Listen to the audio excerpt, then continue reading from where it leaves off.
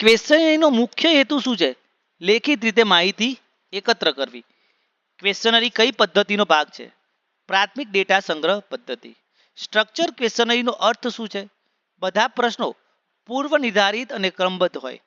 Open ended પ્રશ્નોનો ફાયદો શું છે? પ્રતિભાવક પોતાની ભાષામાં જવાબ આપી શકે છે. ક્લોઝ એન્ડેડ પ્રશ્નો ક્યાં ઉપયોગી છે? ઝડપી જવાબ મેળવવા માટે. ક્વેશ્ચનરી મોકલવાની સૌથી પરંપરાગત પદ્ધતિ કઈ છે? પોસ્ટ દ્વારા. ક્વેશ્ચનરીનો એક મોટો ગેરફાયદો શું છે? પ્રતિસાદ દર ઓછો હોવો.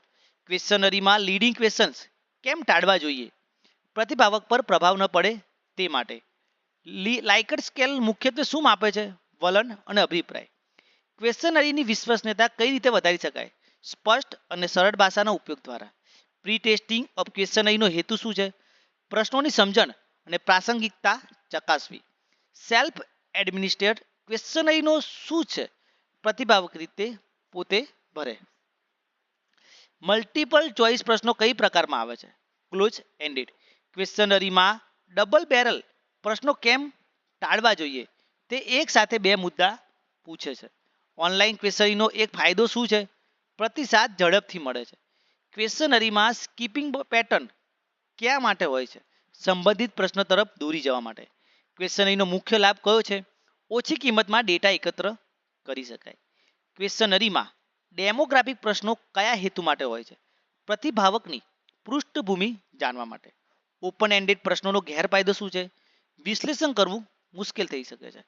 ક્વેશ્ચનરીની વેલિડિટી એટલે શું? તે જે માપવા ઈચ્છે છે તે સાચું માપે છે કે નહીં? ક્વેશ્ચનરીમાં ન્યુટ્રલ ક્વેશ્ચન કેમ જરૂરી છે?